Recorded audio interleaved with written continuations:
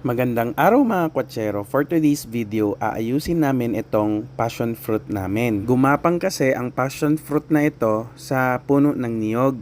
Gusto namin na gumapang siya papunta sa puno ng nara. Yung branches kasi ng nara mga kwatsero ay sturdy or matibay, samantalang itong mga palapa ng niyog or yung dahon ay nabubulok. Sayang naman yung mga bunga kung mai-stress lagi yung puno ng passion fruit. Hindi na kasi kami bumibili ng mga juice mga kwatsero.